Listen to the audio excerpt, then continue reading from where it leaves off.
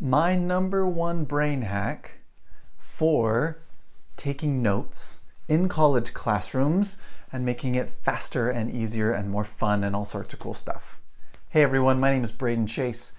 It is great to be here with you guys tonight, and I wanted to share this with you because a little while ago I posted about the process of taking notes itself, right?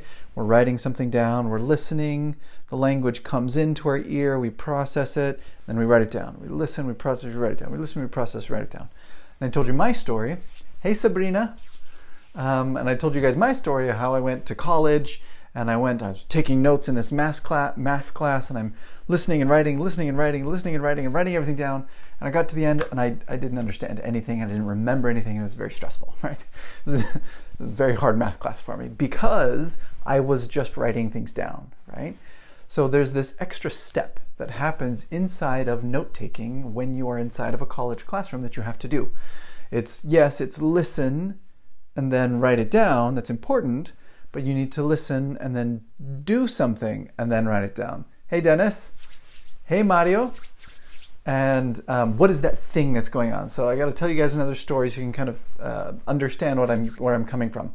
So about 3 years ago now, I was in college and I was doing my master's degree. So it's a very heavy load, lots of stuff going on. And this was in March, so just end of March 26th actually, if I remember that right. And I just gotten an email from this scholarship place, and they're like, "Yay, Braden, you just got this scholarship for $20,000." And I was like, "Woohoo! Big party! It was so cool." And so it was this great day. I'd ended this big project with a group in class, and we'd done all these different things. It was a great day.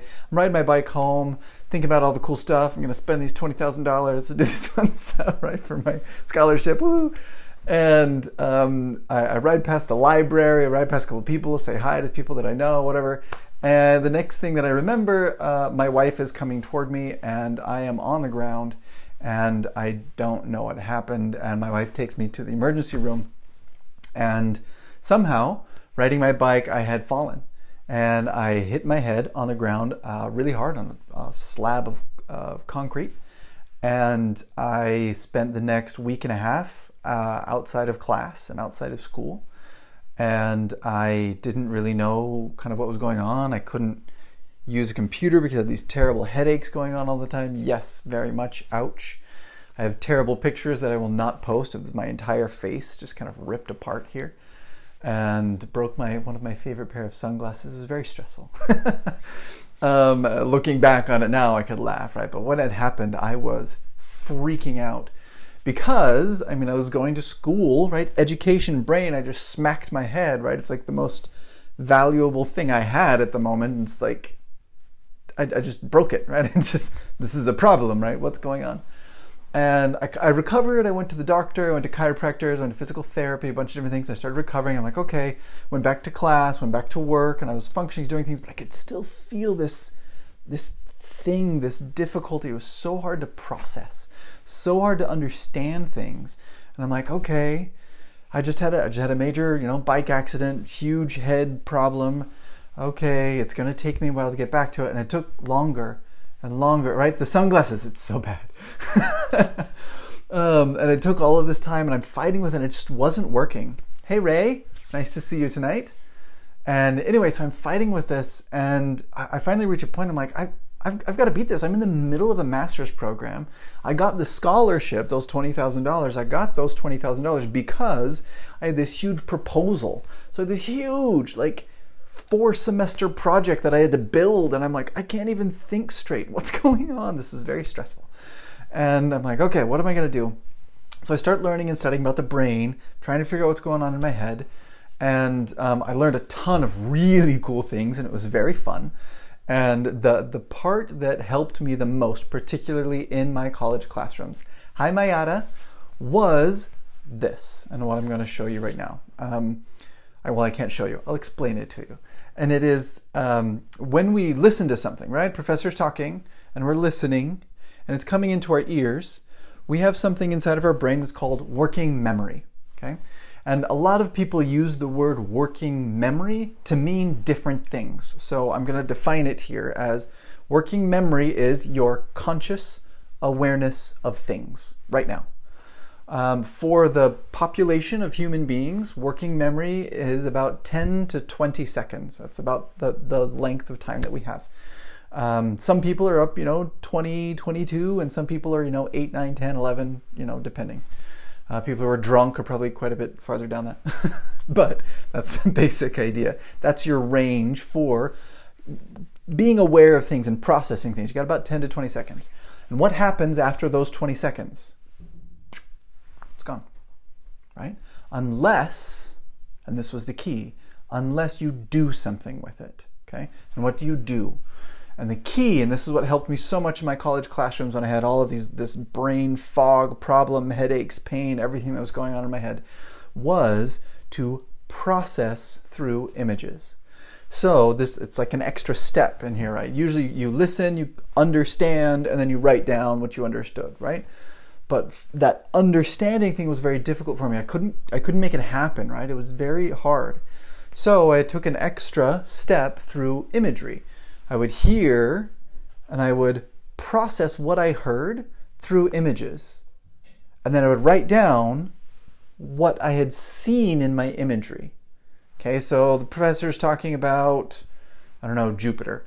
So I'm like, okay, Jupiter, okay, what does Jupiter look like? Oh, there we go. Because I have tons of images, right? Memories about Jupiter. Okay, the red eye thing, and the images and the clouds and the moons around and stuff. Like, okay, Jupiter. Write down Jupiter.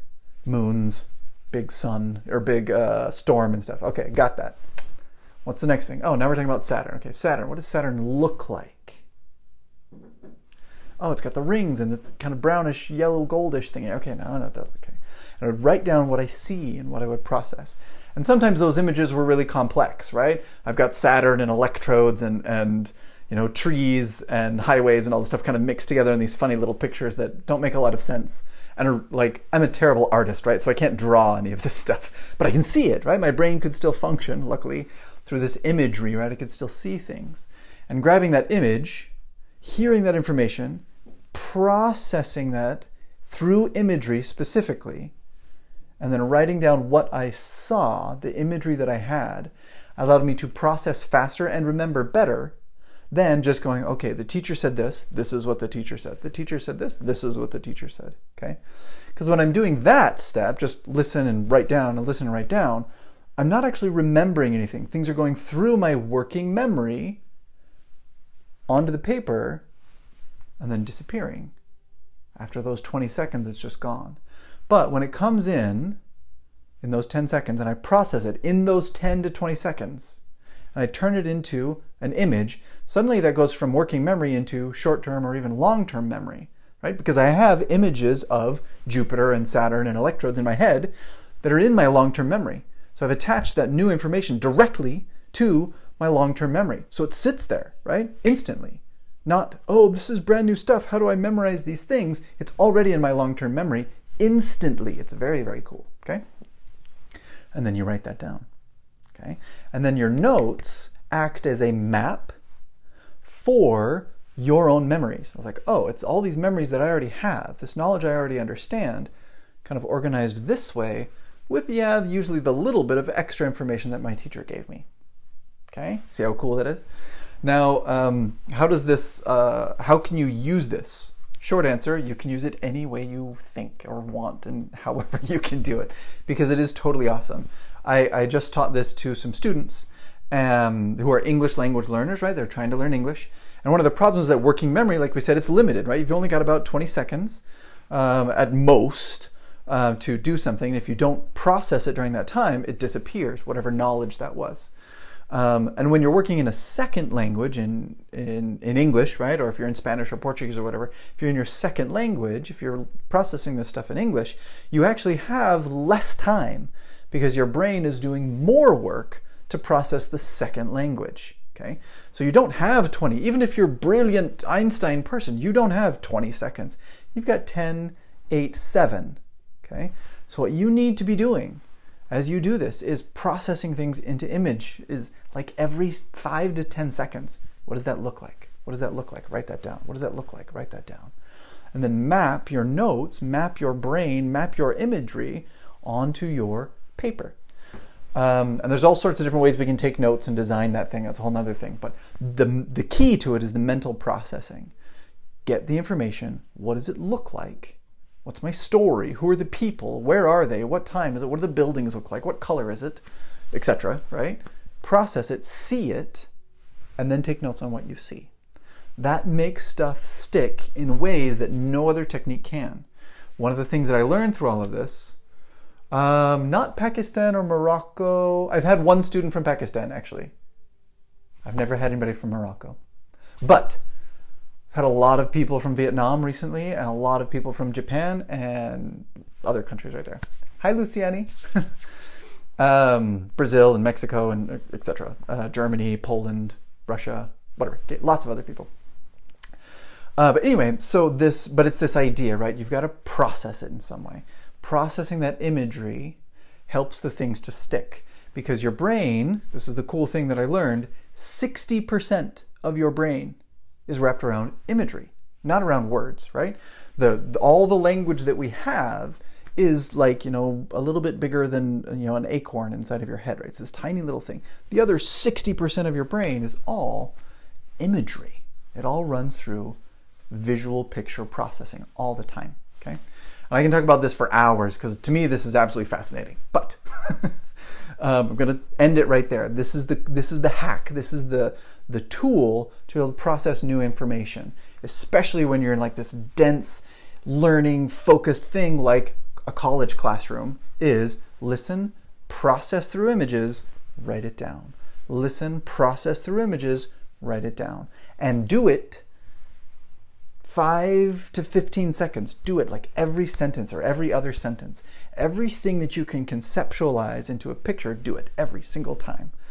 And you're going to end up with a lot of notes, and that's okay, but you'll remember and learn faster. Okay, so that's my big key for you guys tonight. I hope that's helpful for you. It was game changer for me. This is what helped me to recover my brain and to still be able to function after a pretty major accident that got me in the ER and just stress and sadness and pain for more than a year, right? This is how I worked myself out of this, and this is what I teach my students. And I've taught many students now throughout the world, now that I think about it, these same techniques, and it's benefited many of them. And sorry, I was kind of processing. I was going to tell another story, but I think I'll wait that one for another time. Anyway, take care of that, guys. Practice this step, right? As you see these pictures in your head, try and do that on purpose. When I say Jupiter or vehicle or filing cabinet, I don't know, something, see those things in your head and it will stay better. You'll remember that picture longer than you'll remember my words. Okay, so see those things and it'll be great for you. Thank you guys very much for listening. It was great to have all of you on here tonight. If you have any questions, post them underneath in the comments and I would love to answer them for you. And I will talk to you guys another day. Bye.